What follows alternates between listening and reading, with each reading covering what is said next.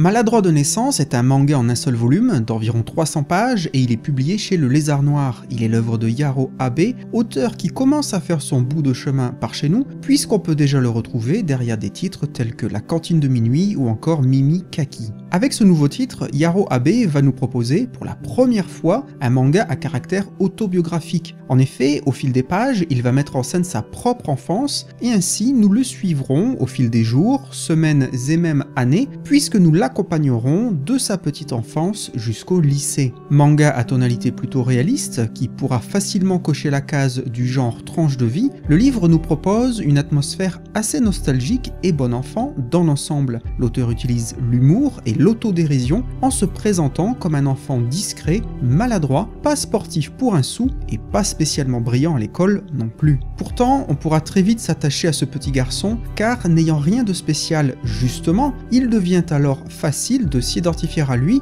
puisqu'il incarne de fait Monsieur Tout-le-Monde. Ni un garnement insupportable, ni le premier de la classe, beaucoup de lecteurs seront susceptibles de le trouver très sympathique. On suivra sa routine scolaire, entre scènes en salle de classe, festival d'été et autres compétitions sportives, ces dernières rendant notre protagoniste très inquiet et encore plus maladroit pour le plus grand bonheur de nos zygomatiques. De plus, on sera le témoin des nombreuses interactions entre notre jeune auteur et sa famille, principalement avec son père. On verra ainsi qu'un lien fort, mais parfois compliqué, unissait Yaro Abe à son père, et en toute fin de lecture, on pourra alors prendre cette œuvre comme une sorte de remerciement, d'hommage et de reconnaissance envers l'entité parentale. Ce père haut en couleur, qui, entre autres, a l'habitude de ne porter qu'un slip tant qu'il est à la maison, sera également la source de nombreux gags puisqu'il dispose d'une personnalité forte, en contraste avec celle de son fils, beaucoup plus effacée. Il saura se montrer parfois dur avec sa progéniture, mais jamais injuste ou cruel. Cette autobiographie est servie par le trait habituel et très reconnaissable de l'auteur qui flirte avec la caricature. D'ailleurs, chaque début de chapitre sera illustré par une véritable photo,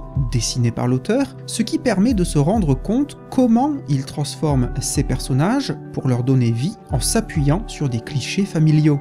Dans l'ensemble, son dessin, tout en arrondi, avec une mention spéciale pour le personnage du père, vient servir avec justesse l'atmosphère tendre et pleine de nostalgie du propos. On trouvera ici peu de traces d'une quelconque violence, aussi bien physique que psychologique, sans pour autant tomber dans des travers angéliques. De fait, on aura droit à quelques passages plus sérieux, notamment quand notre protagoniste perd un membre de sa famille. Bien qu'encore très jeune, cela l'amène à se questionner sur la mort, et même si tout cela est très confus et imagé dans sa tête d'enfant, il est intéressant de voir que l'auteur n'a pas reculé devant certains thèmes, ainsi que devant le fait de mettre en scène certains moments douloureux de son enfance. Cela offre une épaisseur bienvenue à une œuvre qui autrement aurait pu rester très légère, et de plus, cela permet de sentir la sincérité derrière les pinceaux de Yaro Abe. Malgré une proposition de départ très simple, puisque l'auteur se contente de raconter son enfance, et que celle-ci sera somme toute assez traditionnelle et sans surprise majeure, l'artiste arrive à nous captiver rapidement et avec une facilité assez déconcertante. Derrière une banalité affichée, il parvient, grâce à un humour fin et maîtrisé, à nous donner envie de tourner les pages pour suivre la vie simple, le plus souvent heureuse et insouciante, d'un petit japonais dans les années 70. Manga pour tous, Maladroit de naissance nous propose un propos certes léger, mais intelligent, plein de nostalgie et très souvent drôle.